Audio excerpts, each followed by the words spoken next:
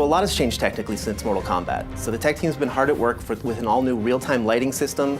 They have an all-new character material system, so the characters look really realistic. We have multi-threaded the renderer, so we can just sort of render more stuff on screen, so the game looks really incredible. Our engineers have really pulled out all the stops and are squeezing every bit of performance that we can get. In comic books, the characters are very bold and bright and graphic because you're dealing with hand-drawn imagery, whereas in our game we have the ability to render materials and a lot of details. So what we're trying to do is make these characters feel as if they've stepped off the page. You can see the leather and the metal and the rivets and all the things that make their costumes have dimension and weight in the real world.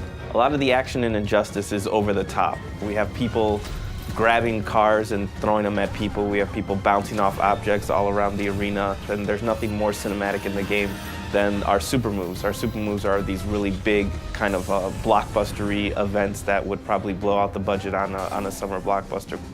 So our mantra for this game has always been, this is the big blockbuster summer movie that you've always wanted to see with superheroes. The environment choice in Injustice is just as important as the character choice. We have several interactable zones spread out among each one of the environments, and they're not cookie cutter. They're not placed in the exact same place for each environment. So depending on your style of gameplay, you're going to want to pick an environment that kind of eases towards your style of gameplay.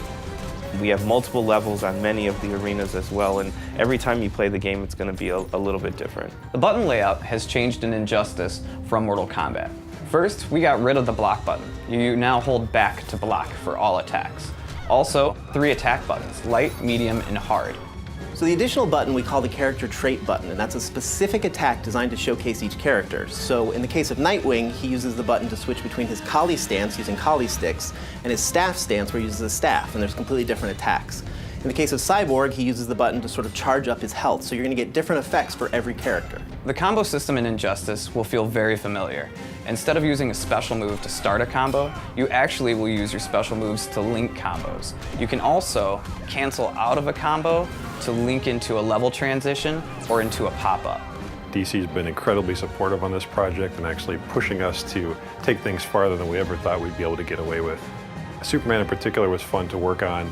We had a lot of freedom with trying things as far as materials and adding little armor bits and playing with the way that his logo ties into his cape, things like that, which normally you'd think you wouldn't have the freedom to play with such an iconic character, but DC was very supportive the whole way. The coolest thing about working on Injustice is obviously learning a lot more about the DC lore. DC has such a wealth of information and such a wealth of knowledge about their characters that it's really fun to kind of pick the brain of working with them and figuring out what would make their characters fit in kind of the NetherRealm universe. You know, if Superman had to fight in a hand-to-hand fight, what would he do? What would Catwoman do in that kind of situation? What excites me about working on Injustice is we get to play with superheroes. We get to make Superman, Batman, The Flash, Harley Quinn, characters that we've seen in cartoons and grown up with our entire lives. So to put fighting styles to each one of those characters and special moves has been really a privilege. Working on Injustice has been very exciting.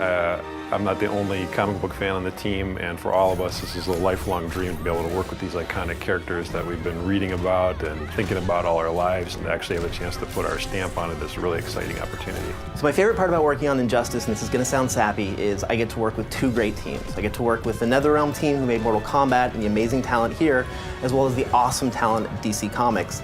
And sort of that marriage between 2 awesome teams is what really keeps me coming to work each day.